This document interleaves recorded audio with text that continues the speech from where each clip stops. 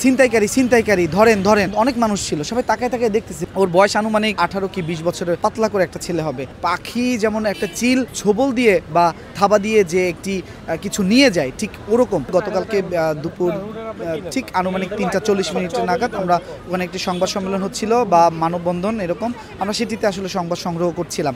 ঠিক আমি সহ আমার অন্যান্য যারা গণমাধ্যম কর্মীরা রয়েছেন তারা ঠিক প্রেস ক্লাবের সামনের জায়গাটিতে আমরা অবস্থান নেই এবং সেখানে দাঁড়িয়ে আমরা সেই ভিডিও ধারণ করছিলাম।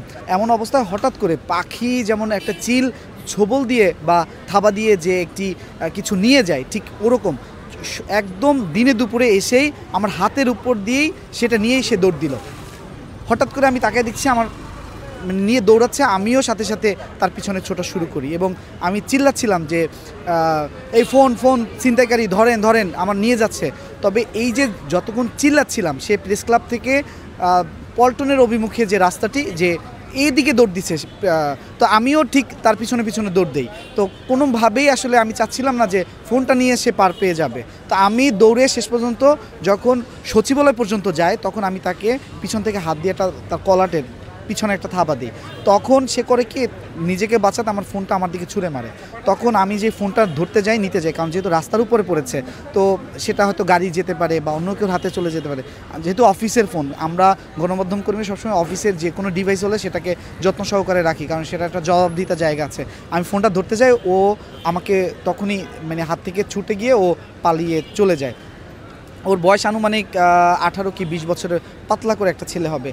তো একটা বিষয় যেটা লক্ষ্য করেছি যে এই যে আমি মানুষকে বলছিলাম যে ছিনতাইকারী ছিনতাইকারী ধরেন ধরেন, কেউ আসলে ধরে নাই। সবাই রাস্তার পাশে কিন্তু অনেক মানুষ ছিল, সবাই তাকায় তাকায় দেখতেছে কী হচ্ছে, দৌড়াচ্ছে, আমি দৌড়াচ্ছি, ছিনতাইকারী দৌড়াচ্ছে চোখের সামনে দিয়ে। ওখানে শত শত মানুষ ছিল, কেউ মানে আগায় এসে যে তাকে ধরবে, তাকে ধরলে কিন্তু আমরা সেখানেই তাকে প্রতিরোধ করতে পারতাম, কিন্তু কেউ আসেনি। পরে যখন সে আমার দিকে ফোনটা ছুঁড়ে চলে যায়, এর মধ্যে আমার অন্যান্য গণমাধ্যম কর্মীরা যারা আমার সহকর্মী রয়েছেন তারাও আমার পিছনে ছুটে আসে। এবং এই যে অবাক করা বিষয় যে দিনে দুপুরে এইভাবে আমাদের গণমাধ্যম কর্মী হোক বা একজন সাধারণ মানুষ এইভাবে যে ছিনতাই হচ্ছে বা করার যে প্রবণতা, এটি আসলে জনমনে এবং সেই সাথে যারা সাধারণ মানুষ রয়েছে তাদের কাছে কিন্তু আসলে একটি আতঙ্কের বিষয় হয়ে দাঁড়িয়েছে। কেননা কালকে যখন এটি সোশ্যাল মিডিয়াতে সব জায়গা ছড়িয়ে যায়, তখন কিন্তু আমরা দেখেছি যে অনেকে আমাকে ক্যাপশন দিচ্ছে, এমডি রায়হান হোসেন লিখে আমাকে মেনশন দিচ্ছে যে সাবধানে থেকো,